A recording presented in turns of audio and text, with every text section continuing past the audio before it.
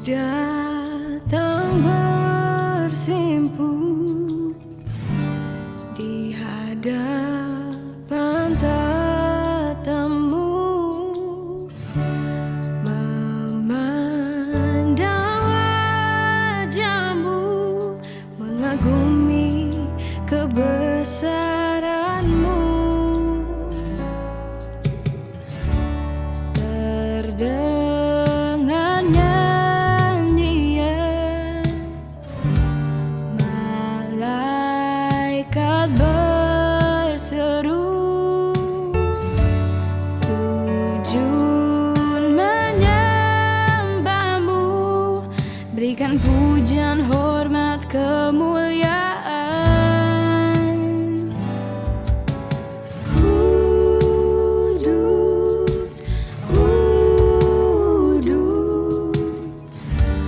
Kuduslah Tuhan, Kau yang layak disembah, Yesus Tuhan. Kudus, kudus, kuduslah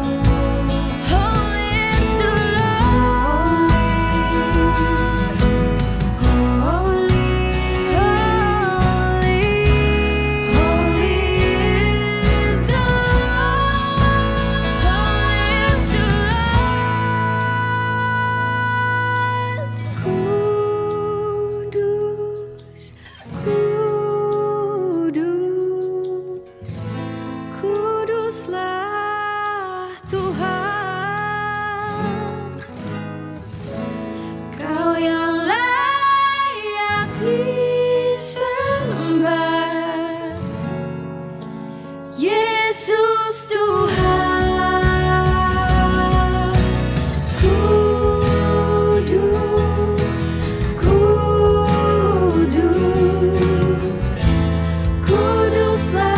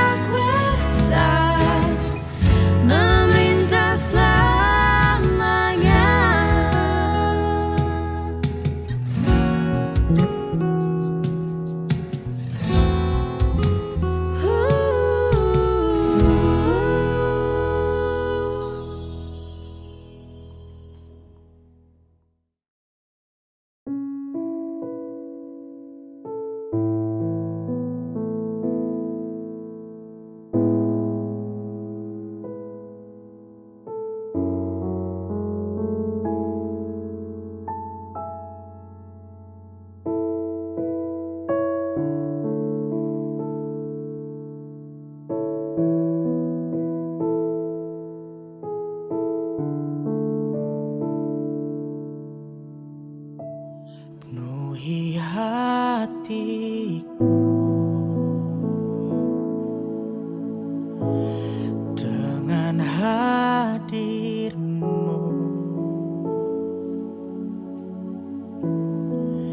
Ku rindu memandang wajah-Mu, oh Tuhan, di dalam kekudusan-Mu. Bawaku dekat dalam hati-Mu.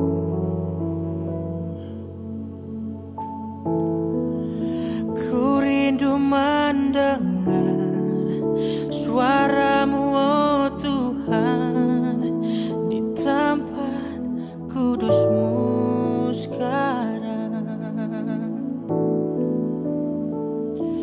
Ku rasakan kasih-Mu dan indahnya kekudusan-Mu, penuhi dengan kasih-Mu, diam di hadirat-Mu. Ku mengangkat tanganku dan ku bersyukur menyembah-Mu, penuhi dengan kasih-Mu, diam di hadirat-Mu.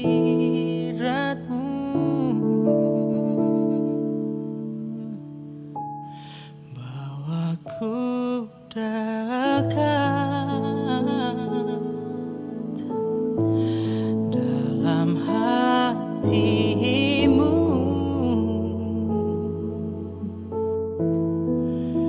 Ku rindu mendengar suara-Mu, oh Tuhan, di tempat kudus-Mu sekarang. Ku rasakan kasih-Mu dan indahnya kekudusan-Mu, penuhi dengan kasih-Mu, diam di hadirat-Mu. Ku mengangkat tanganku dan ku bersyukur menyembah-Mu, penuhi dengan kasih-Mu,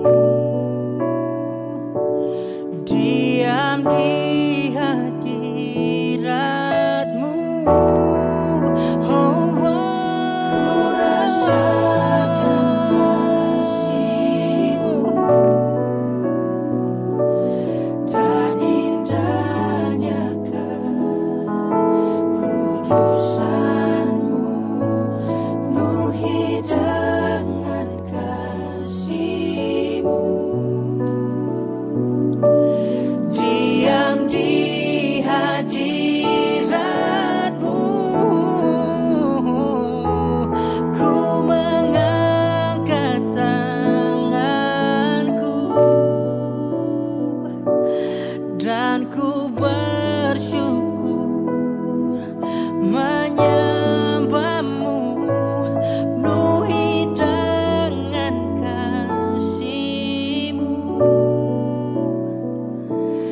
diam di hadirat-Mu.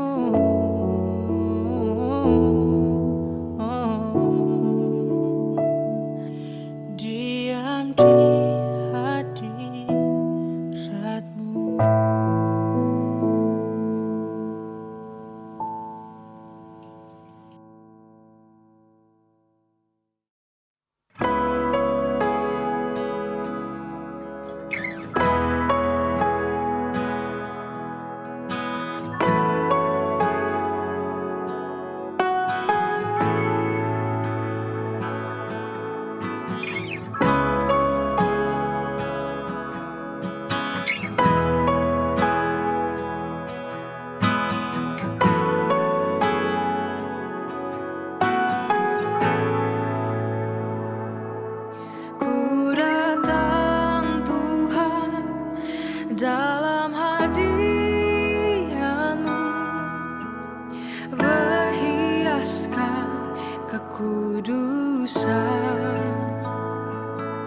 Seluruh surga sujud menyembahmu.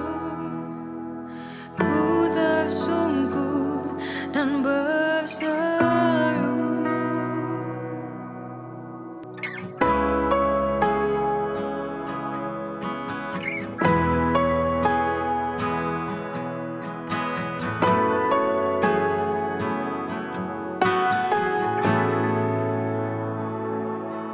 Ku datang Tuhan dalam hadirat-Mu, berhiaskan kekudusan. Seluruh surga sujud menyembahmu.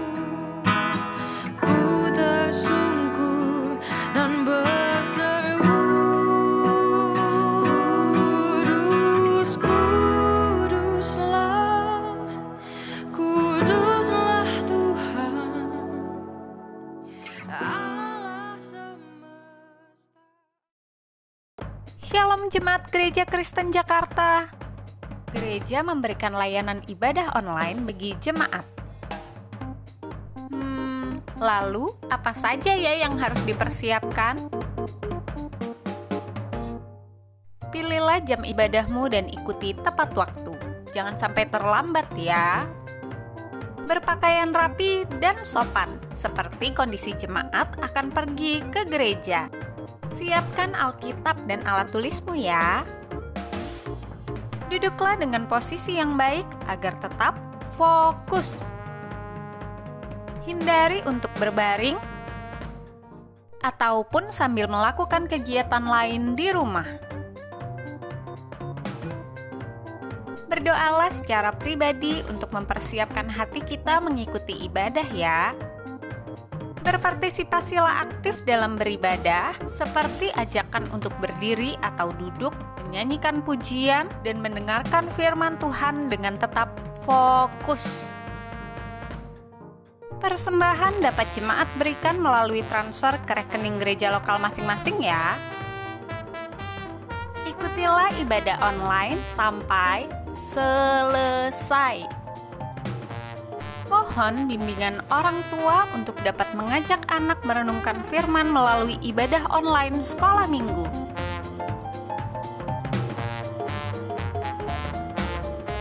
Selamat beribadah, Tuhan Yesus memberkati.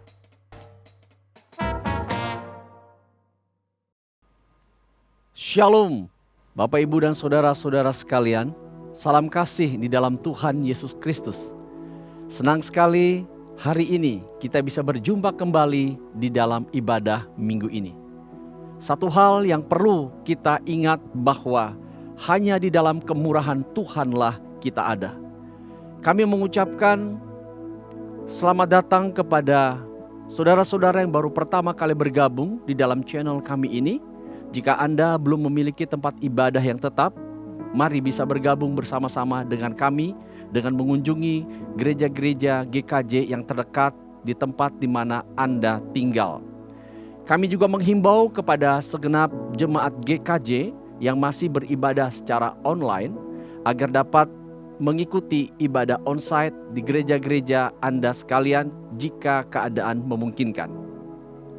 Saudara, melihat situasi dunia saat ini, ada begitu banyak kejadian-kejadian yang sangat miris dengan perbuatan-perbuatan yang dilakukan oleh banyak orang yang bertentangan dengan keinginan Allah. Sebagai orang-orang percaya, kita tidaklah harus bertindak demikian.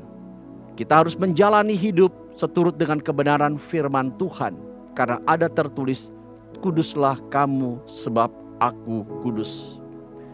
Mari kita mempersiapkan diri kita untuk beribadah. Saya mengundang jemaat untuk berdiri. Kita akan masuk dalam saat teduh.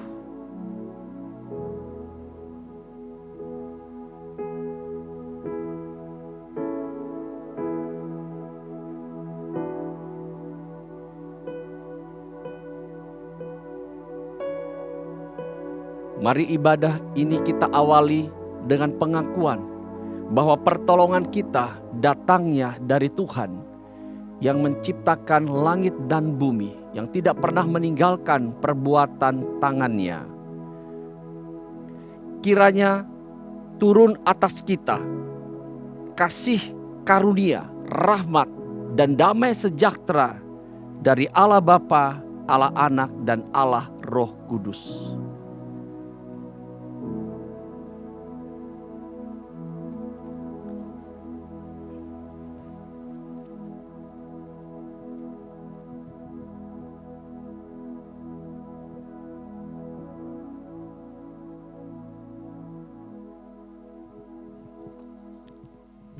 Jemaat sekalian, dengarkanlah panggilan firman Tuhan.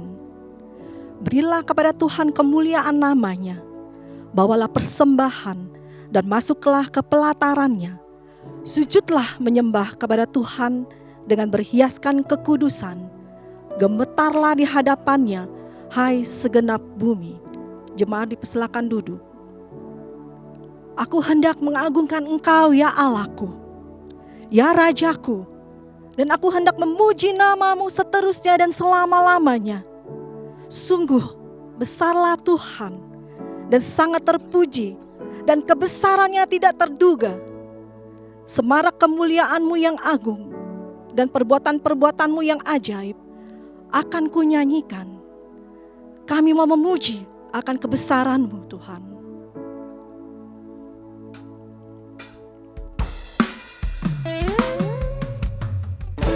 Mari jemaat sekalian, kita datang di hadapan Tuhan.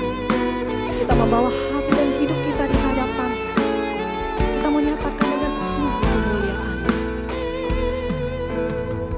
Oh Tuhanku, oh Tuhanku, bila ku terpesona menyaksikan ciptaanmu semua.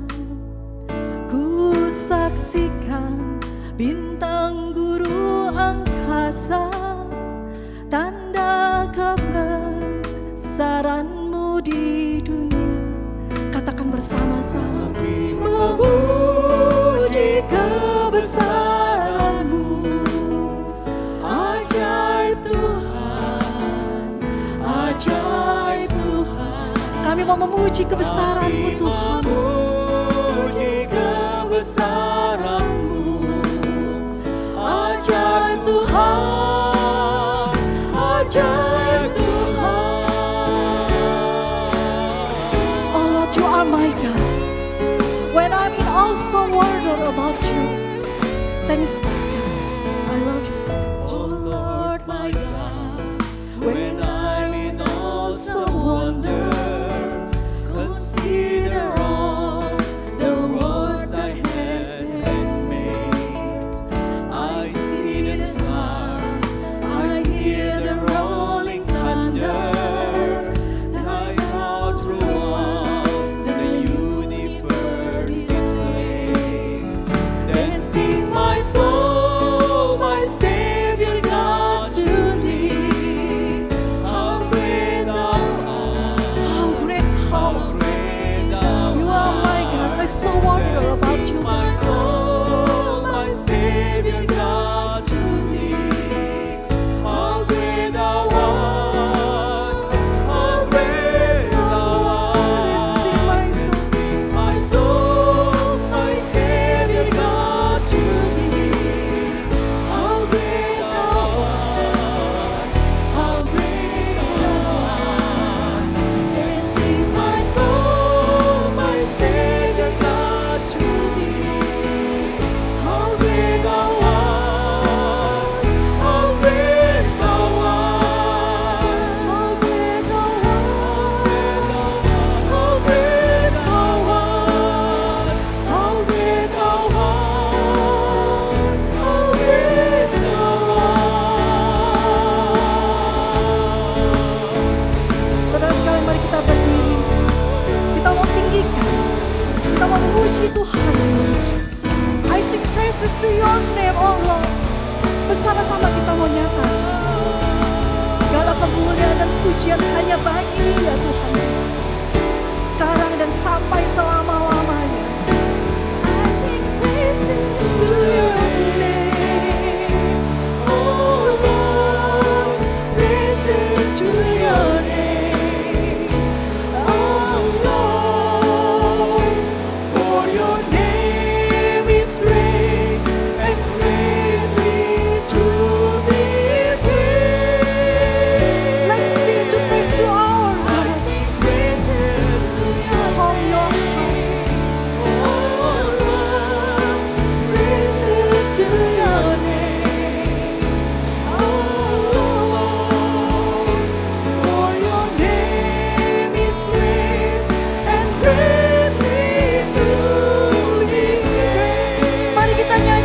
pujian yang terbaik bagi Tuhan kita. Pujian bagi Dia. Dari setiap hati kita yang diberkati. Pujilah Dia dengan segenap hati. Namamu besar dan layak dipuji. Puji Dia dengan segenap hati kita. Nyanyian pujian yang terbaik bagi Tuhan. Sebab hanya Dia yang layak menerima segala pujian, hormat dan syukur yang terbaik. Namamu besar dan layak dipuji. Sungguh hanya nama Tuhan. Namamu besar dan layak dipuji. Katakan dengan hati kita yang sungguh dalam, sungguh nama-Mu besar Tuhan. Namamu besar dan layak dipuji.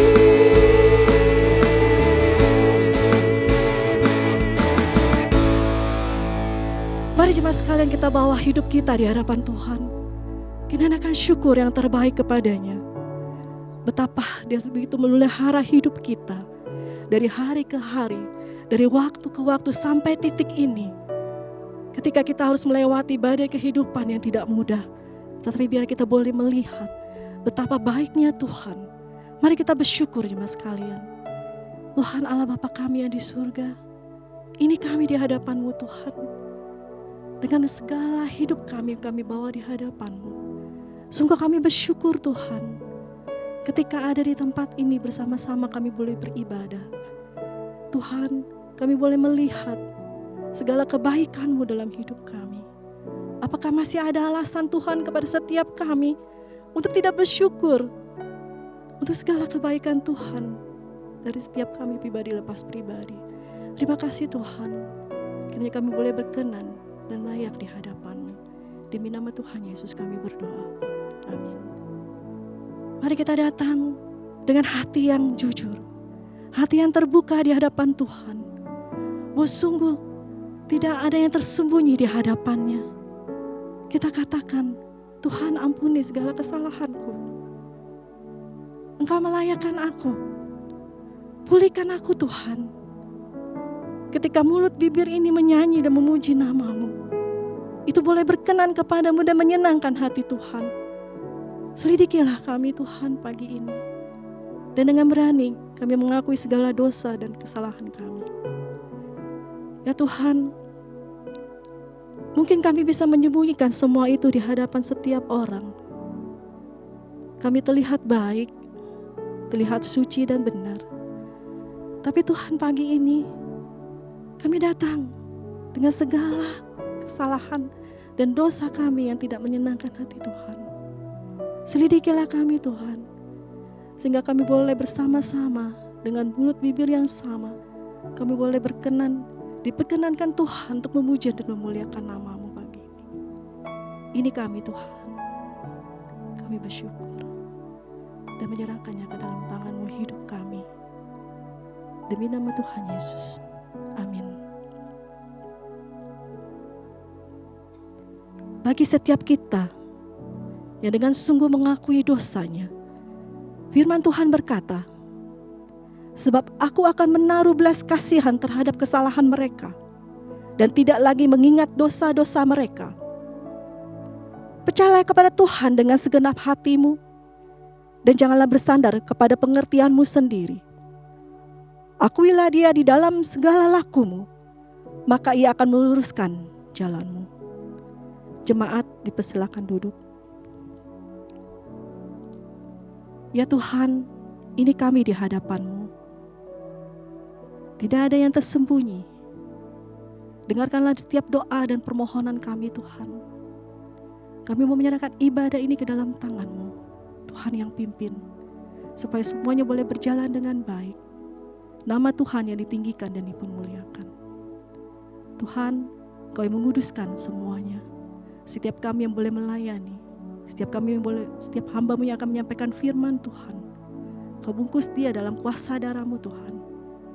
Apa yang dia sampaikan kiranya boleh berkenan di hadapan Tuhan. Dan sungguh ibadah ini dari awal hingga akhirnya nama Tuhan yang ditinggikan dan dimuliakan. Terima kasih Tuhan, bila sungguh hidup kami adalah hidup yang boleh menyenangkan hati Tuhan. Demi Yesus Kristus yang hidup, kami mengucap syukur dan berdoa. Amin. Mari segenap jemaat, kita boleh berdiri, kita bersama-sama dengan orang-orang percaya di segala tempat, dalam sepanjang segala abad. Mari bersama-sama kita mengikrarkan pengakuan iman kita yang berbunyi demikian. Aku percaya kepada Allah, Bapa yang Maha Kuasa, Khalik langit dan bumi, dan kepada Yesus Kristus, Anaknya yang tunggal Tuhan kita, yang dikandung dari Roh Kudus, lahir dari anak darah Maria, yang menderita sengsara di bawah pemerintahan Pontius Pilatus, disalibkan, mati dan dikuburkan, turun ke dalam kerajaan maut. Pada hari yang ketiga, bangkit pula dari antara orang mati, naik ke surga, duduk di sebelah kanan Allah, Bapa yang Maha Kuasa. Dan dari sana Ia akan datang untuk menghakimi orang yang hidup dan yang mati. Aku percaya kepada Roh Kudus, gereja yang kudus dan am, persekutuan orang kudus, pengampunan dosa, kebangkitan tubuh, dan hidup yang kekal. Amin. Jemaat sekalian, dengan tetap berdiri, mari bersama-sama pagi ini kita juga memuji Tuhan. Kita mau tinggikan nama Tuhan bersama dengan hati yang bersyukur dan penuh sukacita di hadapan Tuhan. Sebab kita punya Allah yang hebat. Apakah ada amin jemaat sekalian? Ya, kita yang hidup di dalamnya akan dimampukannya untuk menjadi pemenang atas dosa kita. Mari bersama-sama kita mau katakan dengan iman kita, dengan katakan kepada kanan kiri kita, bersama-sama, hidupku di dalam Tuhan dan aku adalah pemenang. Mari kita sekalian dengan bersukacita, dan kita juga boleh bertepuk tangan. Kita mau katakan bersama-sama. Hidup di dalamku, Dia yang menjadikan kita lebih dari seorang pemenang. menjadikanku lebih dari pemenang. Bahkan seluruh bumi meninggikan nama Tuhan. Bumi tinggikan nama-Mu, menyatakan kebesaran dan keagungan-Mu. Katakan Yesus Tuhan kita. Yesus Tuhanku pemenang, Raja segala raja, perbuatan-Mu ajaib dan perkasa. Kaulah Tuhanku yang hebat, kuasa iblis dikalahkan, surga bumi bersorak. Ya, jemaat sekalian, kita boleh bertepuk tangan, kita boleh melompat, kita menyatakan sukacita kita karena Dia Allah yang sudah bangkit dan kita adalah pemenang di hadapan Tuhan. Yang hidup di dalamku, Dia menjadikan kita sungguh menjadikan pemenang. lebih dari pemenang. Katakan dengan yakin. Seluruh bumi tinggikan nama-Mu, menyatakan kebesaran dan keagungan-Mu.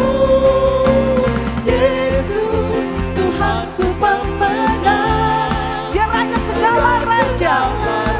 Biar kita boleh merasakan segala perbuatan Tuhan yang ajaib dan hebat. Kuasa, Kaulah Tuhanku yang hebat, kuasa iblis dikalahkan, surga bumi bersorak.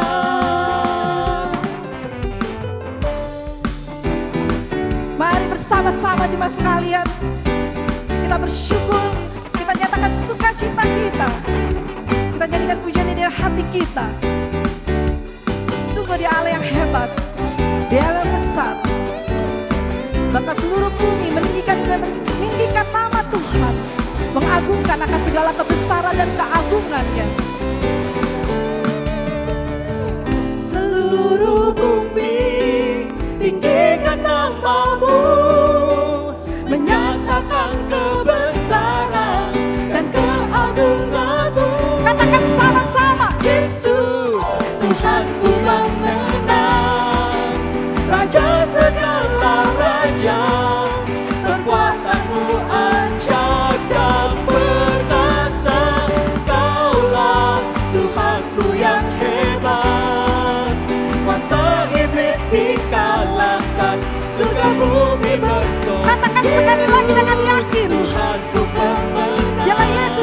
kita memenang. Raja segala raja, perbuatanmu ajaib dan perkasa. Kaulah Tuhanku yang hebat, kuasa iblis dikalahkan, surga bumi bersorak. Kuasa iblis yang dikalahkan.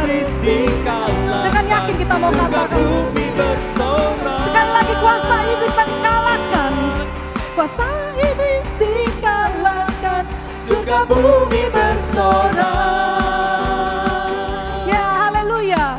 Segala kemuliaan hanya bagi Tuhan kita, dulu, sekarang, bahkan sampai selama-lamanya. Amin. Jemaat sekalian duduk kembali. Mari kita boleh menenangkan hati kita. Kita mau minta Tuhan sentuh setiap hati kita, untuk kita boleh disiapkan, untuk kita boleh menerima kebenaran firman Tuhan pagi ini. Kita mau katakan, Tuhan, aku sungguh mencintaimu. Aku sungguh mengasihimu Tuhan, melebihi segala yang telah terjadi di dalam hidup ini.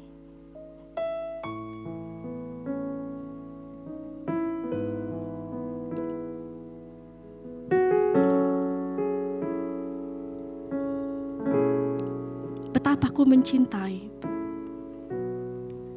Betapa ku mencintai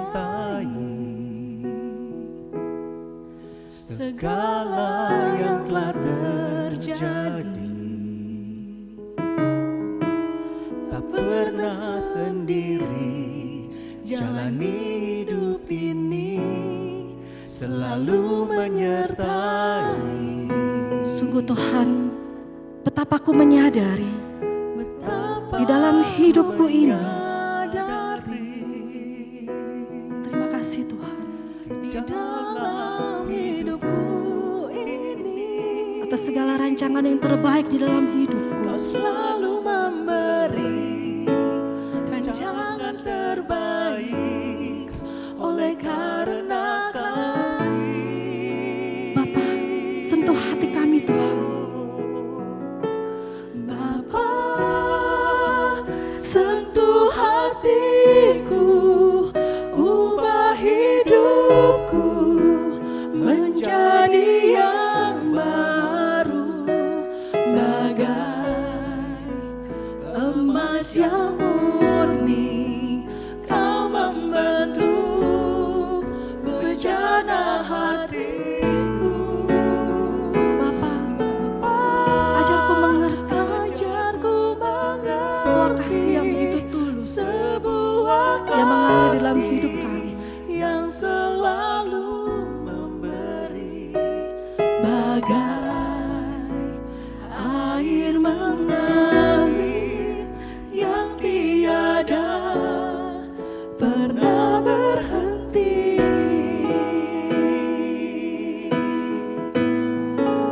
Sungguh kami bersyukur Tuhan buat kasih yang sempurna yang boleh kami alami dalam hidup kami. Aku mencintai Kami mau hidup di dalam-Mu Tuhan. segala yang telah terjadi.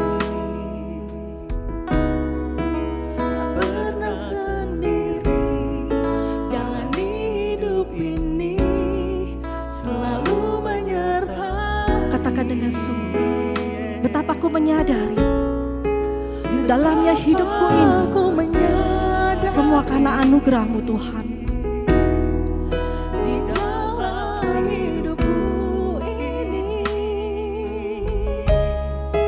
Kau selalu memberi rancangan terbaik oleh karena kasih. Dengan sungguh kita katakan, ya Tuhan, sentuh hati kami yang begitu keras.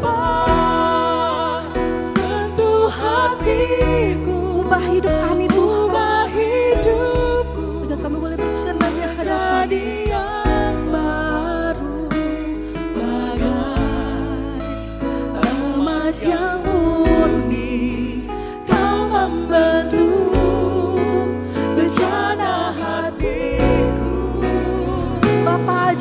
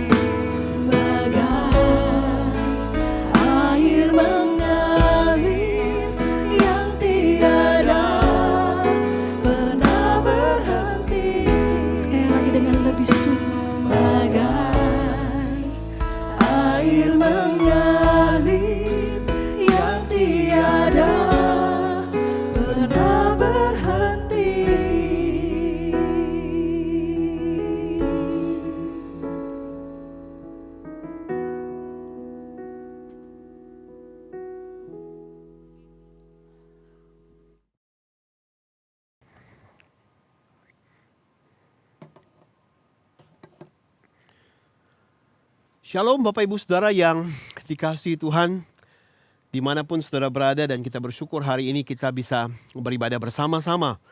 Nah, di pagi hari ini kita akan bersama-sama merenungkan kebenaran firman Tuhan dengan tema menjadi kudus dengan ajaran Tuhan. Sebelum kita bersama-sama belajar kebenaran firman Tuhan, mari kita terlebih dahulu bersatu hati, kita berdoa dan kita memohon pimpinan dari Roh Kudus. Mari kita berdoa. Bapa di dalam surga, hati kami bersyukur kepada Tuhan. Di hari ini kami bisa beribadah memuji Tuhan. Lewat setiap lagu, lewat setiap pujian yang baru saja kami naikkan ya Tuhan. Hati kami diangkat, kami merasakan kasih-Mu, kami meninggikan dan kami menyembah Tuhan. Sekarang kami juga rindu ya Tuhan untuk boleh belajar kebenaran firman Tuhan. Kami berdoa ya Tuhan, mari berbicara bagi setiap kami melalui hamba-Mu. Biarlah apa yang Tuhan taruh di dalam hati dan pikirannya, Allah Roh Kudus memberkati dalam penyampaian. Sehingga setiap kami yang beribadah bersama-sama pada pagi hari ini, kami boleh mengerti kebenaran firman Tuhan. Dan kebenaran itu menghidupkan iman kami. Dan kami boleh menjadi anak-anak Tuhan yang melakukannya di dalam hidup kami sehari lepas sehari. Ya Tuhan, sekarang kami siap untuk mendengarkan Tuhan berbicara. Berbicaralah kepada kami ya Tuhan, berbicaralah. Karena kami anak-anak-Mu siap mendengarkan Tuhan berbicara. Di dalam nama Tuhan Yesus kami berdoa. Amin. Saya mengajak Bapak Ibu Saudara untuk membuka satu bagian firman Tuhan yang kita akan baca dan mendasari perenungan kita pada pagi hari ini. Mari kita membuka Ibrani, surat Ibrani pasal yang ke-12 ayat 5 sampai ayat yang ke-11. Ibrani pasal 12 ayat 5 sampai ayat yang ke-11. Saya akan membacakannya bagi kita sekalian dan Bapak Ibu Saudara boleh mengikuti di Alkitab saudara masing-masing. Ibrani pasal 12 ayat 5 sampai ayat 11. Demikianlah firman Tuhan. Dan sudah lupakah kamu akan nasihat yang berbicara kepada kamu seperti kepada anak-anak? Hai anakku, janganlah anggap enteng didikan Tuhan, dan janganlah putus asa apabila engkau diperingatkannya. Karena Tuhan menghajar orang yang dikasihinya, dan ia menyesa orang yang diakuinya sebagai anak. Jika kamu harus menanggung ganjaran, Allah memperlakukan kamu seperti anak. Di manakah terdapat anak yang tidak dihajar oleh ayahnya? Tetapi jikalau kamu bebas dari ganjaran yang harus diderita setiap orang, maka kamu bukanlah anak, tetapi anak-anak gampang. Selanjutnya, dari ayah kita yang sebenarnya kita beroleh ganjaran, dan mereka kita hormati. Kalau demikian, bukankah kita harus lebih taat kepada Bapa segala roh, supaya kita beroleh hidup? Sebab mereka mendidik kita dalam waktu yang pendek, sesuai dengan apa yang mereka anggap baik. Tetapi Dia menghajar kita untuk kebaikan kita, supaya kita beroleh bagian dalam kekudusannya. Memang tiap-tiap ganjaran pada waktu ia diberikan tidak mendatangkan sukacita, tetapi duka cita. Tetapi kemudian ia menghasilkan buah kebenaran yang memberikan damai kepada mereka yang dilatih olehnya. Demikian jauh pembacaan firman Tuhan yang mendasari renungan kita hari ini. Dan yang berbahagia adalah setiap kita yang membaca dengan kesungguhan hati dan dengan hati yang terbuka mau mendengarkan kebenaran firman Tuhan yang akan menghidupi kerohanian kita hari lepas hari.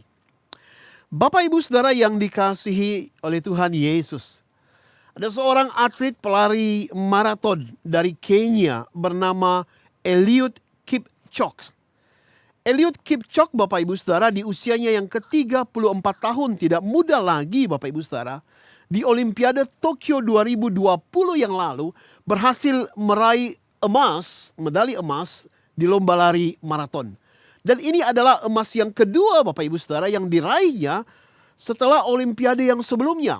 Dengan kata lain, 2 Olimpiade berturut-turut dia bisa mempertahankan gelarnya sebagai nomor 1 di lomba lari maraton Olimpiade.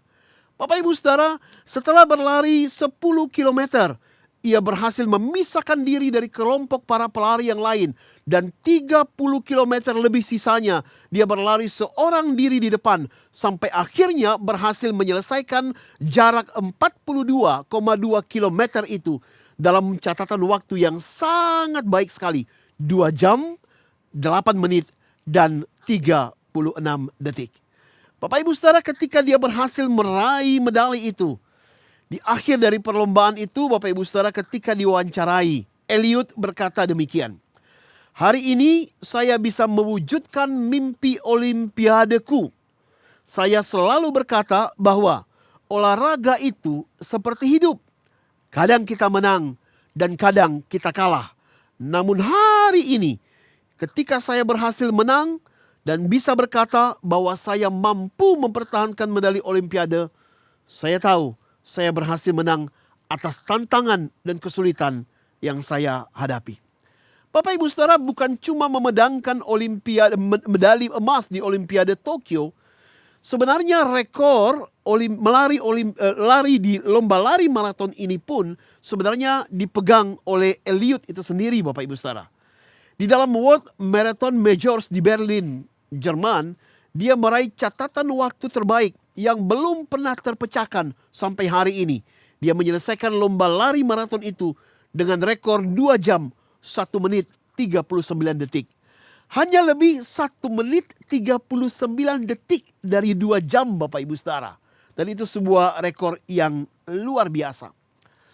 Sebenarnya Bapak Ibu Saudara yang dikasihi Tuhan, boleh dikatakan bahwa Eliud ini adalah pelari maraton tercepat yang pernah ada di muka bumi. Sesungguhnya dia pernah berlari maraton dan menyelesaikan jarak tempuh itu dalam waktu kurang dari 2 jam, Bapak Ibu Saudara. Akan tetapi rekor itu tidak dicatat oleh Federasi Atletik Internasional karena ia melakukan itu bukan dalam perlombaan lari yang resmi yang diakui oleh federasi. Di dalam satu acara Ineos Challenge di kota Wina, Australia, Bapak Ibu Saudara, dia berhasil menyelesaikan jarak tempuh 42,2 km itu dalam waktu 1 jam 59 menit 40,2 detik. Dengan kata lain, dia berhasil menyelesaikan lomba lari itu di dalam waktu kurang dari 2 jam, Bapak Ibu Saudara. Dan untuk mencapai itu dibutuhkan konsistensi, daya tahan yang tinggi. Itulah sebabnya selama berlari itu, dia berlari bersama dengan 42 orang pelari yang lain. Dan ke-42 orang ini secara bergantian memberikan tekanan kepada dia, berlari mencoba di samping dia, sehingga Eliud harus mempertahankan kecepatannya stabil 20 km per jam untuk menyelesaikan lomba lari itu di bawah 2 jam. Tekanan itu Bapak Ibu Saudara memberikan dia kemampuan untuk terus menjaga konsistensi larinya. Untuk berhasil meraih kecepatan berlari seperti itu, Eliud berkata dibutuhkan daya tahan atas tekanan sehingga bisa mempertahankan kecepatan dan bisa mencapai garis akhir sesuai dengan waktu yang ditargetkan. Bapak Ibu Saudara masih ingat apa yang dia katakan tadi waktu dia menang di Tokyo. Bahwa lomba lari maraton itu seperti kehidupan. Kadang kita menang dan kadang kita kalah. Begitu juga dengan kehidupan kita sebagai anak-anak Tuhan, Bapak Ibu Saudara yang dikasihi Tuhan. Perjalanan kita sebagai orang Kristen, perjalanan rohani kita sebagai murid Kristus, seringkali adalah seperti seorang pelari maraton. Ada banyak hambatan, ada banyak tantangan, ada banyak rintangan yang kita hadapi, Bapak Ibu Saudara. Dan untuk menghadapi semuanya itu dibutuhkan daya tahan yang tinggi. Supaya kita bisa tetap berpegang teguh pada iman percaya kita kepada Tuhan. Dan kita menyelesaikan pertandingan yang menjadi bagian kita sampai pada akhirnya. Dan seringkali Bapak Ibu Saudara, memang Tuhan mengizinkan kesulitan, tantangan, rintangan, bahkan penderitaan-penderitaan hadir di dalam kehidupan kita sebagai anak-anak Tuhan. Dengan tujuan untuk mendisiplinkan kita. Sehingga kita memiliki daya tahan yang tinggi untuk menghadapi kehidupan ini, menjalani hidup seperti yang diinginkan oleh Tuhan. Bapak Ibu Saudara, tentu saja jangan sampai tekanan, rintangan, kesulitan, bahkan penderitaan yang kita alami dalam kehidupan kita membuat kita meninggalkan iman kita kepada Yesus. Dan untuk menjaga hal itu sekali lagi dibutuhkan disiplin dan daya tahan yang tinggi supaya kita bisa bertahan sampai pada akhirnya. Nah, Bapak Ibu Saudara, hal inilah yang sebenarnya diungkapkan di dalam surat Ibrani yang tadi kita baca, Bapak Ibu Saudara. Penulis dan penerima surat ini sebenarnya tidak bisa atau tidak dapat diidentifikasikan dengan jelas siapa mereka. Akan tetapi Bapak Ibu Saudara, dari apa yang dituliskan dalam surat ini, kita bisa melihat bahwa si penulis surat ini adalah orang yang dekat dengan murid-murid Tuhan Yesus pada waktu itu yang masih hidup. Sehingga dapat dikatakan bahwa apa yang diajarkannya itu adalah hal-hal yang dapat dipertanggungjawabkan karena berasal dari sumber yang valid. Si penulis ini Bapak Ibu Saudara, dari suratnya kita juga bisa lihat bahwa dia mengenal baik penerima suratnya. Dan penerima surat itu dianggap sebagai orang-orang yang mengerti tentang sejarah bangsa Israel. Mengerti tentang perjalanan iman tokoh-tokoh besar di dalam kehidupan bangsa Israel. Tahu pengajaran-pengajaran penting yang tertanam dan berkembang di dalam komunitas kehidupan umat Tuhan pada saat itu. Sehingga diduga bahwa mereka adalah orang-orang Kristen Yahudi yang menjadi penerima surat ini. Nah, Bapak Ibu Saudara, apa yang menjadi pergumulan mereka? Situasi seperti apa yang sedang mereka alami sehingga si penulis surat ini menulis surat Ibrani ini kepada mereka? Nah, kalau kita melihat dari pasal yang ke-10 Bapak Ibu Saudara, kita melihat bahwa orang-orang Kristen yang ada di sana sedang mengalami tantangan yang berat. Bukan cuma itu, mereka mengalami serangan, mereka mengalami penganiayaan yang berat, mereka berada di dalam ancaman penjara dan beberapa orang di antara mereka dijobloskan ke dalam penjara karena iman mereka kepada Yesus. Itulah sebabnya Bapak Ibu Saudara, karena penderitaan yang begitu berat itu membuat beberapa orang kemudian meninggalkan imannya kepada Yesus. Mereka tidak lagi percaya kepada Yesus dan kemudian mulai mengasingkan diri dari komunitas umat Tuhan yang ada di sana.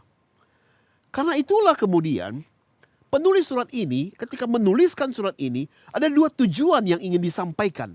Ada dua tujuan yang ingin dia tekankan kepada umat Tuhan yang ada di sana sehubungan dengan pergumulan yang sedang mereka alami. Yang pertama Bapak Ibu Saudara, si penulis ini ingin mencoba meninggikan Yesus. Dia memberikan banyak perbandingan-perbandingan dalam 10 pasal pertama dari surat ini. Dan perbandingan-perbandingan itu semuanya untuk menonjolkan tentang Yesus. Supaya pembaca suratnya bisa melihat bahwa Yesus itu adalah yang paling unggul di antara segala sesuatu.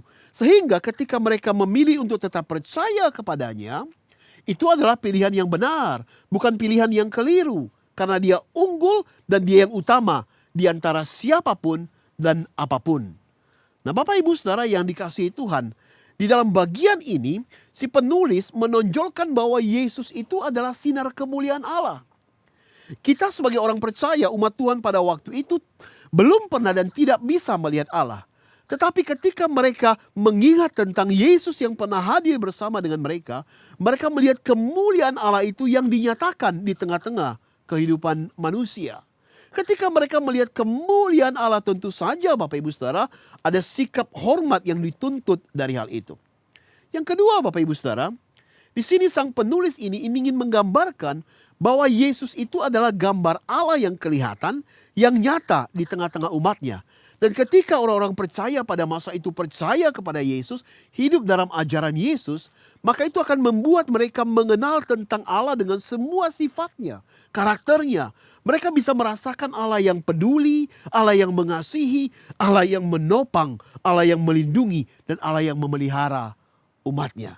Nah, Bapak Ibu Saudara yang dikasihi Tuhan, dengan demikian diharapkan bahwa umat Tuhan yang ada pada masa itu bisa terus setia kepada imannya kepada Yesus.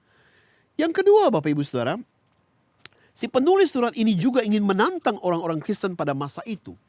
Tentu saja supaya mereka tidak meninggalkan Yesus. Dan mereka tetap berpegang teguh kepada imannya sekalipun ada banyak tantangan, penderitaan, dan penganiayaan yang mereka hadapi.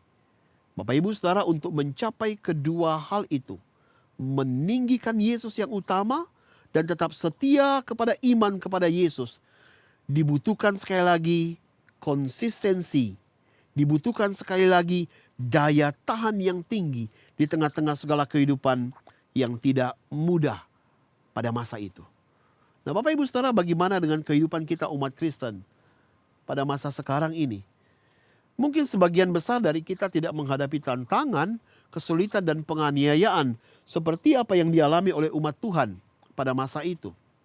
Sebagian besar dari kita bisa beribadah dengan bebas di gedung gereja yang memadai. Sebagian besar sangat dilengkapi dengan segala peralatan yang baik, Bapak Ibu Saudara, dan kita bisa beribadah dengan nyaman. Mungkin sebagian jemaat Tuhan yang lain yang ada di daerah-daerah tertentu tidak memiliki gedung ibadah senyaman yang lain. Mereka hidup dan mereka beribadah dalam fasilitas yang sederhana. Tetapi sekalipun demikian, Bapak Ibu Saudara, mereka masih bisa beribadah dengan bebas. Nah, sebagian saudara kita yang lain, Bapak Ibu Saudara, mungkin mengalami kesulitan yang jauh lebih besar, Bapak Ibu Saudara. Baru-baru ini saya cukup kaget ketika baru tahu dan baru mendengarkan kabar bahwa umat Tuhan yang ada di kota Cilegon selama ini, ternyata ketika beribadah, mereka tidak bisa beribadah di kota Cilegon itu, sekalipun mereka tinggal di sana. Karena memang tidak ada gereja yang diizinkan dibangun di kota Cilegon. Untuk beribadah setiap minggunya, Bapak Ibu Saudara, mereka harus pergi ke kota tetangganya. Dan biasanya mereka beribadah di kota Serang. Jarak yang kurang lebih 28 sampai 30 kilometer itu, Bapak Ibu Saudara, ditempuh dalam waktu kurang lebih 1 jam. Kalau mereka adalah orang-orang yang punya kendaraan, mungkin tidak terlalu masalah. Tetapi kalau tidak ada kendaraan dan mereka harus menumpang kendaraan umum, berarti ada satu tantangan, ada satu usaha yang harus diberikan, Bapak Ibu Saudara, untuk menempuh jarak yang tidak terlalu gampang, tidak terlalu dekat itu untuk beribadah secara konsisten setiap minggunya, Bapak Ibu Saudara. Bersyukur kemudian PT Krakatau Steel menyediakan bus untuk mengangkut jemaat Tuhan dari kota Cilegon setiap minggu untuk beribadah di kota Serang. Saya membaca seorang anak Tuhan yang ada di sana. Dia menyampaikan sharing dan kesaksian. Dia berkata, bagi kami yang setiap minggu harus pergi menempuh jarak demikian, mungkin tidak terlalu banyak masalah. Sekalipun jarak tempuhnya kurang lebih 1 jam dan cukup jauh, tetapi dengan sukacita bersama dengan yang lain kami pergi dan kami beribadah di kota Serang. Tetapi tantangan yang jauh lebih besar muncul di dalam pertemuan-pertemuan kelompok kecil yang lain di luar hari Minggu, Bapak Ibu Saudara. Ketika mereka bersekutu dengan beberapa orang untuk boleh saling menguatkan satu dengan yang lain. Ketika mereka melakukan persekutuan doa di mana mereka harus berkumpul di kota itu dan tidak perlu pergi ke kota Serang yang ada di luar kota Cilegon. Untuk itu mereka harus menyiasati sedemikian rupa, berkumpul di tempat-tempat tertentu sehingga mereka bisa tetap beribadah di tengah-tengah tantangan kota itu yang mereka hadapi. Nah, Bapak Ibu Saudara yang dikasihi Tuhan, tentu saja Bapak Ibu Saudara, hal ini tidak berarti bahwa kita yang ada di kota yang lebih besar, yang punya gereja yang permanen, yang memiliki kebebasan, tidak mengalami tantangan iman seperti yang mereka alami. Tantangan kita seperti saya katakan tadi, mungkin bukan masalah izin dan mungkin bukan masalah gedung gereja. Tetapi jangan lupa Bapak Ibu Saudara, umat Tuhan yang ada di kota-kota besar dalam kehidupan yang kelihatannya baik-baik saja, bisa jadi juga mengalami tantangan yang sulit di dalam perjalanan iman mereka untuk setia dan mengikut Yesus. Kita mungkin tidak meninggalkan iman kita karena penderitaan. Kita masih setia beribadah kepada Tuhan dengan fasilitas yang baik. Kita rutin untuk melayani Tuhan. Kita memberikan persembahan dan mendukung gereja dalam segala pelayanan yang dilakukan. Tetapi Bapak Ibu Saudara, yang menjadi perenungan dan tantangan bagi kita adalah ketika melakukan semuanya itu, apakah Yesus masih menjadi yang utama di dalam kehidupan kita? Apakah kita memperlakukan Yesus sebagai yang unggul, yang utama, sebagai Allah yang layak untuk menerima segala hormat, pujian, dan pelayanan serta pengabdian kita? Atau sebaliknya, kita memperlakukan Dia hanya sebagai seorang tokoh yang kita dengan senang hati mau menyenangkannya karena kita tahu dan berharap bahwa ketika kita melakukan itu, maka Dia akan mengabulkan apapun yang kita inginkan. kita dengan senang hati memberikan persembahan, melayani, dan setia beribadah sejauh Tuhan menjawab dan mengabulkan apapun yang kita inginkan. Karena kita berharap dan kita berpikir kita sudah menyenangkan hatinya. Kita masih percaya kepada Yesus, kita menyebut diri kita sebagai murid Kristus. Ketika segala hal yang kita inginkan dalam relasi kita dengan Dia, kita dapatkan. Tetapi ketika kita merasa bahwa doa-doa kita tidak terjawab, ketika kehidupan yang kita inginkan ternyata tidak baik-baik saja, ketika tantangan demi tantangan muncul dalam kehidupan kita, kita mulai mempertanyakan Tuhan kenapa tidak hadir dalam hidup kita. Dan itu membuat kita mulai menjauh dari Tuhan. Dan tidak sedikit orang yang kemudian meninggalkan Kristus. Nah, Bapak Ibu Saudara yang dikasihi oleh Tuhan, tantangan kehidupan yang kita alami dalam situasi apapun dan di kota apapun hari-hari ini sebagai anak-anak Tuhan, sekali lagi membutuhkan daya tahan yang tinggi supaya kita terus setia kepada iman kita kepada Kristus. Dan seringkali Bapak Ibu Saudara, untuk memiliki daya tahan itu, Allah mendisiplinkan kita lewat hal-hal yang kita tidak inginkan, lewat hal-hal yang tidak menyenangkan bagi kita. Tetapi semuanya itu Allah izinkan terjadi untuk mengasah kita supaya kita tetap setia kepada Tuhan. Nah, Bapak Ibu Saudara, dari bagian yang kita sudah baca tadi, pertanyaan yang perlu kita renungkan adalah, jikalau ternyata saat ini kita sudah mulai abai tentang iman kita, dan kita mulai gagal menempatkan Kristus sebagai yang utama di dalam kehidupan kita, sekalipun kita masih setia beribadah, dan kita setia bahkan melayani Tuhan, maka apa yang seharusnya kita lakukan hari ini? Bagaimana respon kita yang Allah inginkan dari setiap kita? Nah, Bapak Ibu Saudara, peringatan keras yang diberikan oleh penulis surat Ibrani kepada orang-orang Kristen pada masa itu, Bapak Ibu Saudara, perlu untuk kita perhatikan dan kita belajar dari sana supaya kita juga tidak jatuh dalam situasi yang sama, dan sebaliknya tetap bisa bertahan dengan iman kita dan setia sampai pada akhirnya. Nah, Bapak Ibu Saudara, mari lihat ayat 5 dan ayat yang ke-6 dari pasal 12 ini. Ada bagian yang menarik di sana, Bapak Ibu Saudara. Di sana dituliskan demikian. Dan sudah lupakah kamu akan nasihat yang berbicara kepada kamu seperti kepada anak-anak? Hai anakku, janganlah anggap enteng didikan Tuhan, dan janganlah putus asa apabila engkau diperingatkannya. Karena Tuhan menghajar orang yang dikasihinya, dan ia menyesa orang yang diakuinya sebagai anak. Nah, Bapak Ibu Saudara, ada satu penggambaran yang diberikan di sini. Di sana dijelaskan tentang seorang orang tua yang bertanggung jawab, yang mengasihi anak-anaknya, maka mereka akan mendidik anak-anak itu supaya anak-anak itu menjalani kehidupan seperti yang diharapkan oleh orang tuanya. Nah, demikian juga dengan kita anak-anak Tuhan, Bapak Ibu Saudara. Allah seringkali mendidik kita supaya kita menjalani kehidupan seperti yang Allah inginkan, Bapak Ibu Saudara yang dikasihi Tuhan. Tujuan orang tua mendidik anak-anaknya bukan supaya perilaku anaknya seperti yang diinginkan hatinya sebenarnya. Tetapi tujuan Tuhan mendidik kita sebaliknya supaya kita menjalani hidup seperti yang diinginkan oleh Tuhan. Kenapa hal ini bisa terjadi? Karena Tuhan itu pasti benar, Bapak Ibu Saudara. Dia tahu yang terbaik bagi kita. Dan apa yang Dia inginkan dalam diri kita pasti yang baik pada akhirnya. Maka itulah sebabnya ketika Dia mendidik kita, Dia ingin supaya kita menjalani kehidupan seperti yang diinginkan hatinya.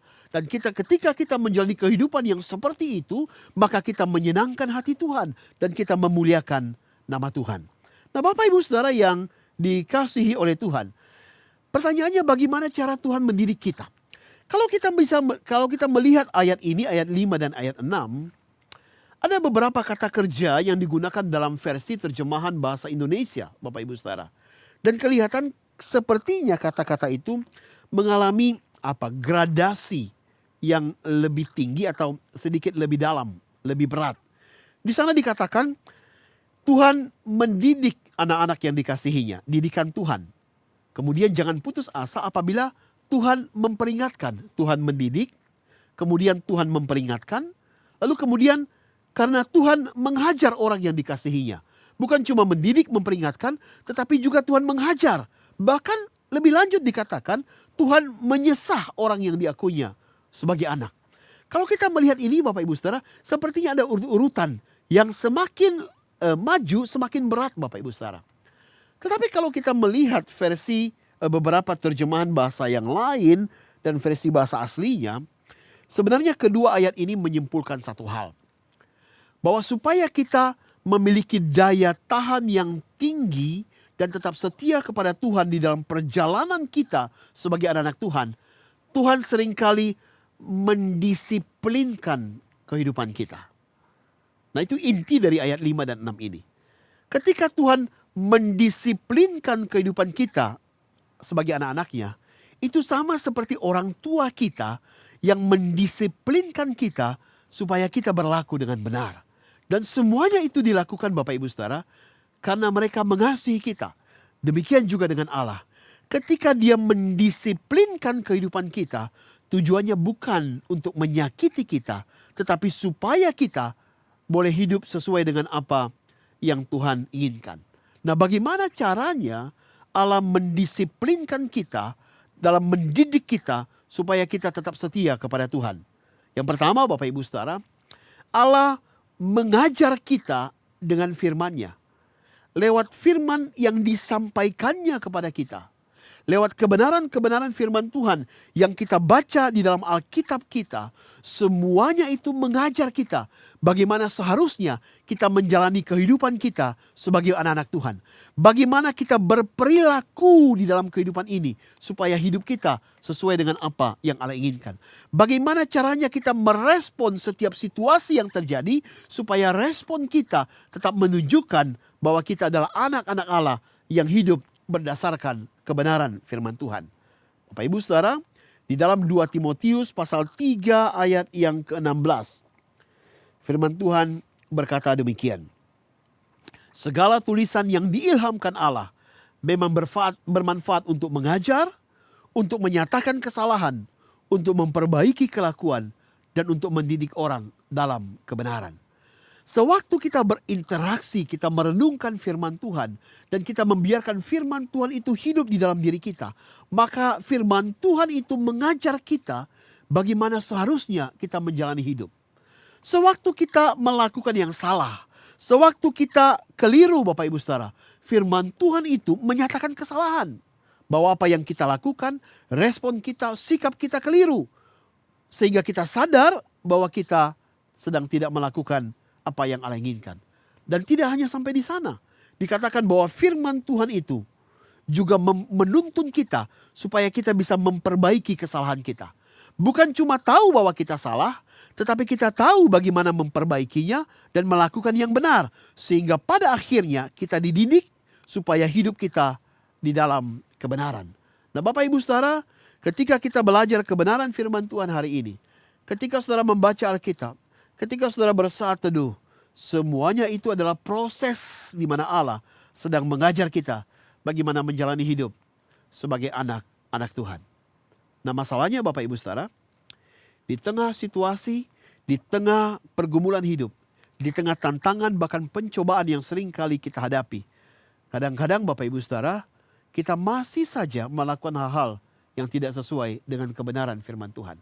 Dan kalau itu yang terjadi Bapak Ibu Saudara, yang kedua, dengan kasih-Nya Allah akan mendisiplinkan kita supaya kita hidup kudus di hadapan Tuhan. Dan itu yang kita baca tadi di ayat 5 dan ayat yang ke-6. Ketika Allah mendisiplinkan kita Bapak Ibu Saudara dalam konteks apa yang dialami oleh umat Tuhan di Ibrani, itu berarti Allah memang membiarkan mereka, mengizinkan mereka ada dalam situasi-situasi yang sulit.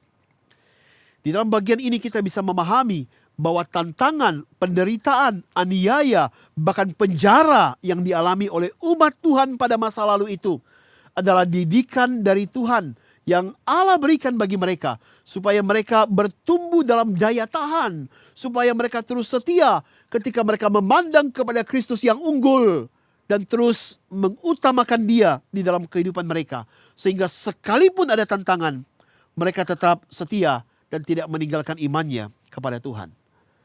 Dalam hal ini Bapak Ibu Saudara, kita bisa juga memahami bahwa setiap kesulitan hidup yang kita alami di dalam hidup ini, setiap tantangan ketika kita belajar untuk melakukan kebenaran firman Tuhan, ketika kita menjalani hidup kita sebagai pengusaha di tengah-tengah dunia bisnis yang seringkali demi untuk mendapatkan keuntungan yang sebesar-besarnya, melakukan segala cara apapun.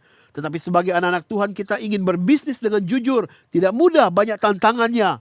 Tetapi semuanya itu Allah izinkan sekali lagi untuk mendidik kita supaya kita tetap memiliki iman yang teguh dan setia kepada Tuhan.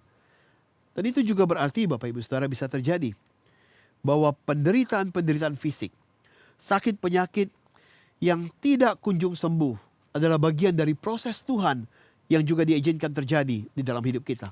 Bahkan kehilangan orang-orang yang kita kasihi sekalipun bisa jadi adalah sesuatu proses didikan Tuhan supaya kita belajar untuk memahami apa yang paling utama di dalam kehidupan kita. Bapak Ibu Saudara, ketika disiplin itu diberikan, tentu saja seringkali menimbulkan rasa sakit, luka, penderitaan. Tetapi ketika menjalani semuanya itu, biarlah mata kita tertuju kepada kasih Allah, bahwa Dia melakukan semuanya itu karena Dia mengasihi dan mencintai kita. Bapak Ibu Saudara, ketika berangkat ke rumah Tuhan di tempat ini dan menyampaikan firman Tuhan ini, di dalam perjalanan saya ingat kisah pertama kali ketika sebagai orang tua, saya dan istri saya mendidik anak kami Jose ketika dia berusia 2 tahun. Kami pertama kali mendisiplinkan dia, Bapak Ibu Saudara. Dan ketika mengungkapkan kisah ini, saya izin tadi sama Jose di mobil. Saya minta izin, Papa mau cerita pengalaman ketika kamu didisiplinkan pertama kali. Nah Bapak Ibu Saudara, ketika kami mendisiplinkan Jose ketika dia berumur 2 tahun itu, saya ingat Bapak Ibu Saudara bahwa pengalaman pendisiplinan itu pasti begitu berbekas dari dia, dalam hidup dia. Kenapa saya bisa berkata demikian? Karena seiring dengan pertumbuhannya, ketika dia melakukan hal-hal yang tidak berkenan di hati kami atau tidak kami inginkan Bapak Ibu Saudara, dan kita sudah menasehati, menegur dia, lalu kemudian papa dan mamanya berkata, kalau kamu tidak dengar papa mama disiplinkan kamu, dan dia mendengarkan kata disiplin itu, maka dia otomatis berhenti Bapak Ibu Saudara. Mungkin itu membuat dia mengingat masa pertama kali dia didisiplinkan ketika dia berumur 2 tahun. Nah saya mengingat malam itu Bapak Ibu Saudara, harusnya persiapan untuk tidur. Dia sudah berganti baju untuk dia tidur Bapak Ibu Saudara. Tetapi ternyata dia tidak mau tidur juga. Bahkan kemudian dia bermain dispenser. Nah dispenser itu bukan cuma ada air hangat, air dingin Bapak Ibu Saudara, tetapi ada juga air panasnya. Dan kalau dia bermain air panas di dispenser itu, tentu saja itu berbahaya bagi dia. Nah mamanya sudah mengingatkan dia berkali-kali. Bahkan kemudian dengan nada yang sedikit tegas, bahkan lebih tinggi, mamanya ingatkan dia untuk tidak bermain dispenser. Tetapi semakin dilarang Bapak Ibu Saudara, anak kami ini mungkin begitu tertarik dengan dispenser itu, terus bermain dengan itu, dan kemudian memencet tombol air panasnya. Dan kami tahu itu berbahaya bagi dia. Sampai akhirnya Bapak Ibu Saudara, karena dia sudah dilarang berkali-kali, dia tidak dengar juga, akhirnya mamanya mengambil keputusan untuk mendisiplinkan dia. Dan kami sudah memikirkan Bapak Ibu Saudara sebelumnya bagaimana cara kami mendisiplinkan anak ini. Kami berusaha Bapak Ibu Saudara tidak memukul dia. Itu pilihan terakhir Bapak Ibu Saudara. Tetapi kita bisa mendisiplinkan dia dengan cara yang lain. Dalam proses belajar kami memilih untuk mendisiplinkan dia lewat kursi disiplin. Jadi kami menyediakan satu kursi di rumah kami yang kami sebut sebagai kursi disiplin. Dan ketika dia melanggar atau melakukan hal-hal yang tidak benar dan kami sudah larang berkali-kali, maka kami akan menggunakan kursi disiplin itu. Dan malam hari itu pertama kalinya kursi disiplin itu digunakan Bapak Ibu Saudara. Jadi kursi itu dipindahkan dekat pojok, dekat dinding. Lalu kemudian Jose harus duduk di sana di kursi disiplin itu. Dia tidak boleh beranjak di sana selama 5 menit. Bapak Ibu Saudara, bagi kita orang dewasa mungkin waktunya singkat, cuma 5 menit. Tetapi bagi seorang anak yang sedang didisiplinkan pada waktu itu, saya yakin bagi dia waktu 5 menit itu terasa panjang. Dia duduk di kursi disiplin itu dengan menangis Bapak Ibu Saudara. Dia tidak boleh beranjak, Dia sesegukan. Dan kebetulan saat itu saya sedang duduk di ruang tengah di sofa yang dekat dengan dia. Waktu dia menangis, Bapak Ibu Saudara, berulang-ulang kali dia melihat ke saya. Sebagai seorang ayah, Bapak Ibu Saudara, hati saya agak tergetar.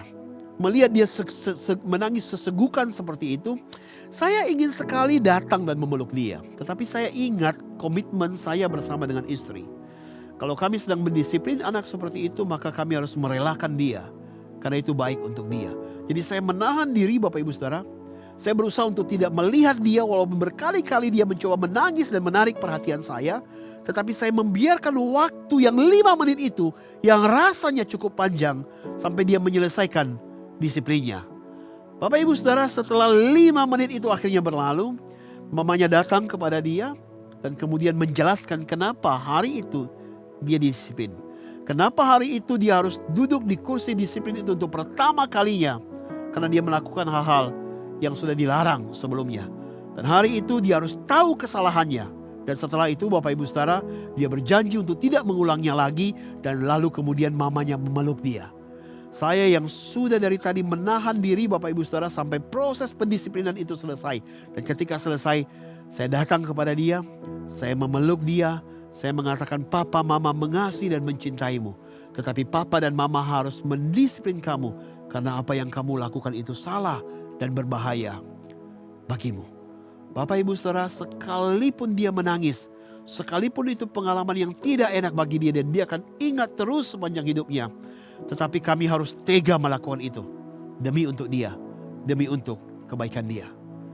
Bapak Ibu Saudara, seringkali bisa jadi Allah seperti itu juga dalam hidup kita. Ketika kita mengalami hal-hal yang sulit yang Allah izinkan untuk mendisiplin kita. Supaya kita berubah. Supaya kita melakukan yang benar. Supaya kita tidak terus-menerus melakukan dosa. Allah harus membiarkan itu sejenak. Dia harus bersikap tega seperti orang tua.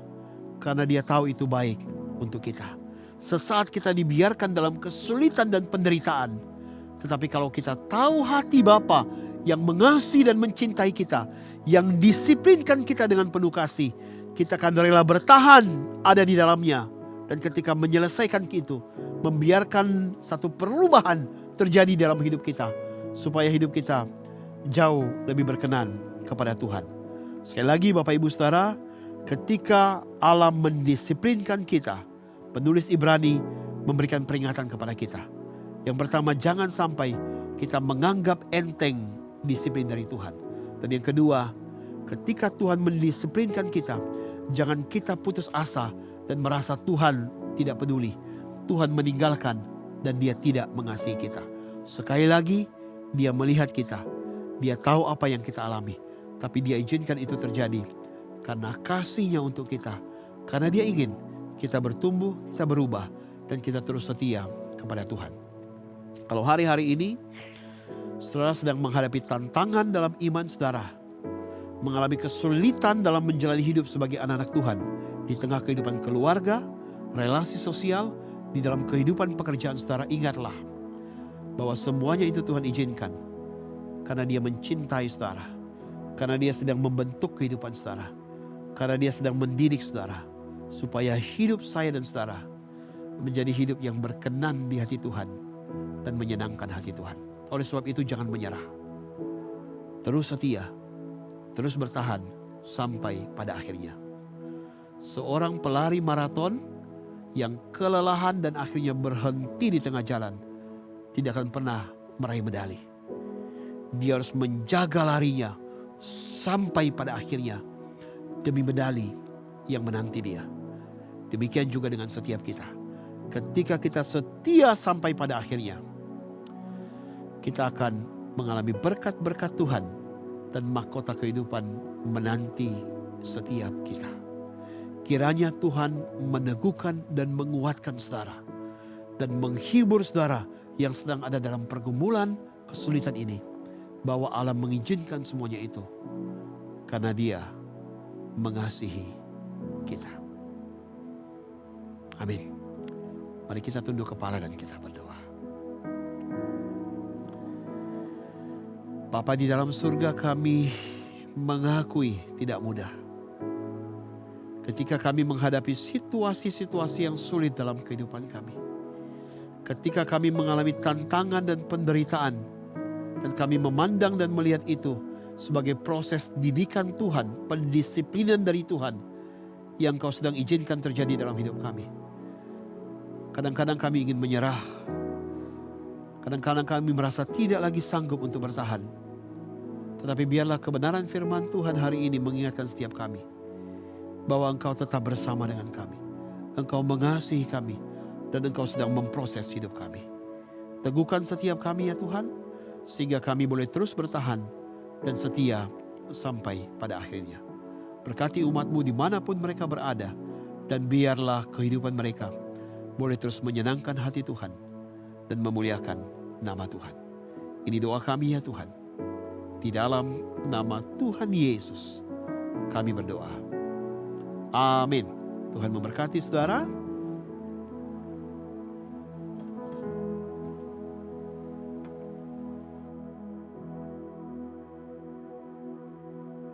Bersyukur bahwa firman Tuhan yang sudah disampaikan oleh hambanya Guru Injil Roni Sofian.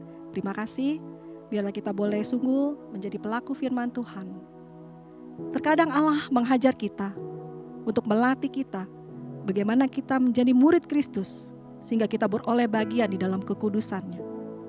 Mari bersama kita meresponi firman Tuhan dengan kita memberikan yang terbaik, yaitu mempersembahkan seluruh hidup dan milik kita kepada Allah. Saudara dapat memberikan persembahan dengan cara mentransfer ke nomor rekening yang tertera di layar Anda. Sambil kita katakan dengan sungguh bahwa hidup kita adalah penggenapan firman-Nya. Tanda-tanda mujizat menyertai setiap langkah hidup kita.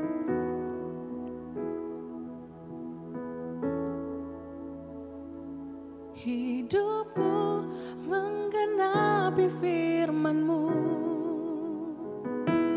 Tanda mukjizat sertai tiap langkahku. Kau bersamaku di dalamku, jadi bukti kebesaran-Mu.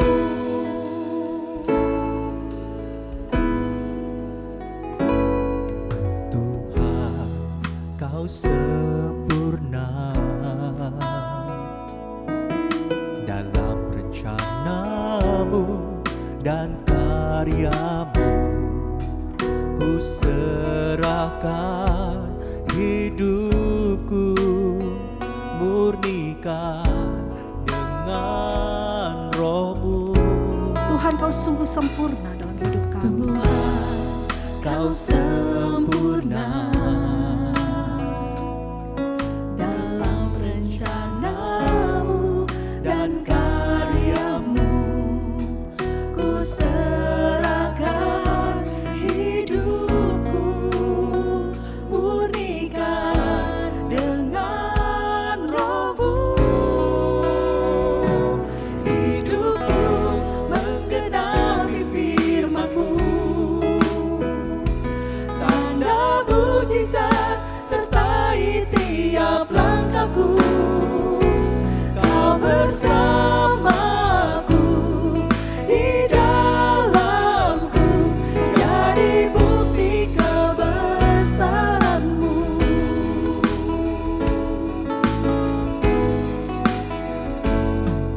Tuhan, Kau sempurna dalam rencana-Mu dan karya-Mu. Ku serahkan hidupku, murnikan dengan Roh-Mu.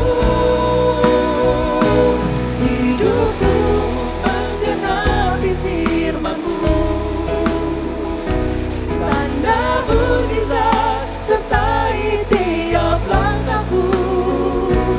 Kau bersamaku di dalamku, jadi bukti kebesaran-Mu.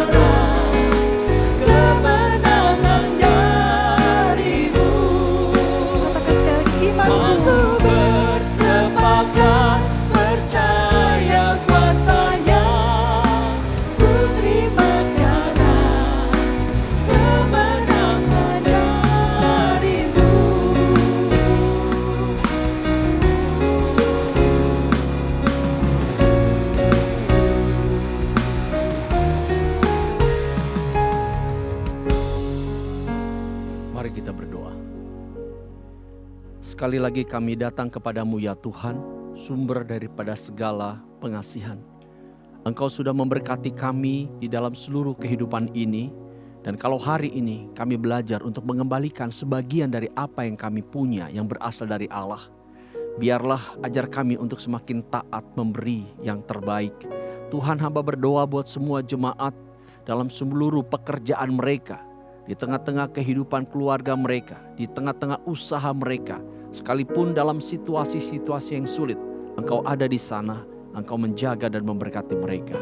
Terima kasih Tuhan, demi nama-Mu Yesus kami berdoa. Amin. Jemaat sekalian, kita akan masuk dalam doa syafaat. Kita akan berdoa untuk dua pokok doa. Yang pertama, kita akan berdoa untuk perjalanan liburan selama Lebaran ini, baik arus pergi maupun pulang, baik dalam perjalanan udara juga yang lainnya, supaya Tuhan menolong. Kita berdoa juga untuk perdamaian dunia. Kita berdoa supaya Tuhan memberkati. Mari kita buka suara mendoakan untuk dua pokok doa ini. Tuhan Yesus, kami sungguh bersyukur kepadamu hari ini ya Tuhan. Kami mau berdoa untuk perjalanan liburan atau pulang kampung mudik bagi semua keluarga teman-teman kami yang merayakan. Tuhan tolong memberkati mereka dalam perjalanan mereka, di dalam segala area yang mereka lakukan. Baik melalui darat, udara maupun juga laut. Tuhan tolong, biarlah pemerintah juga dapat mengatasi dan memberikan keamanan bagi semua pemudik, baik pergi maupun pulang. Biarlah sukacita juga dapat mereka rasakan di sana. Kalau mereka pun kembali, mereka tetap dalam keadaan yang sehat. Terima kasih Tuhan, kami menyerahkan ke dalam tangan-Mu. Kami berdoa juga untuk keamanan, khususnya Bapa di dalam situasi dunia saat ini. Tuhan berikan perdamaian untuk negara-negara yang berkonflik. Berkati para pemimpin negara, berikan mereka hikmat untuk dapat menjalani dan memimpin negara mereka dengan baik. Tuhan, kami berdoa supaya melalui kedamaian ini seluruh rakyat di dunia ini merasakan kasih Tuhan, dan mereka juga boleh hidup tentram oleh karena kemurahan Allah saja. Kami serahkan semuanya ini ke dalam tangan-Mu. Dengarkan doa kami, demi nama Tuhan Yesus Allah yang hidup kami sudah berdoa. Amin. Jemaat yang dikasihi oleh Tuhan, kita akan mengakhiri ibadah kita hari ini. Saya mengundang untuk berdiri. Kita akan menyanyikan doksologi dan menerima berkat Tuhan.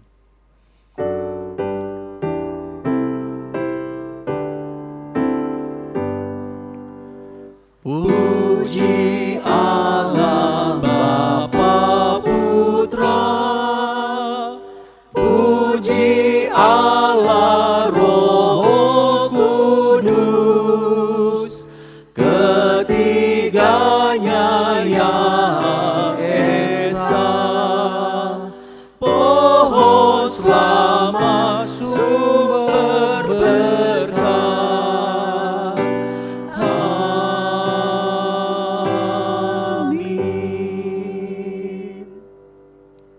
Jemaat sekalian, kembalilah ke dalam kehidupanmu sehari-hari dan lakukanlah firman yang telah engkau dengar, dan jadilah terang di tengah-tengah kegelapan.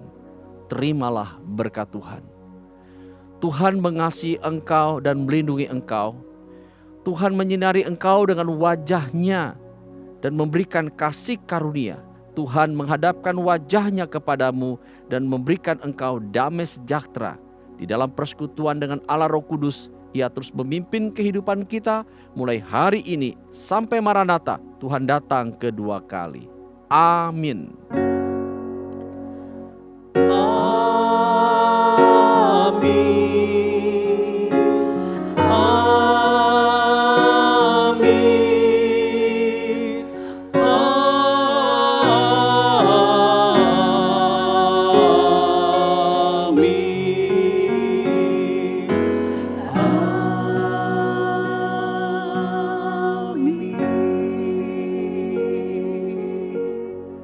Silakan duduk. Saat teduh, ibadah selesai. Tuhan Yesus memberkati kita semua.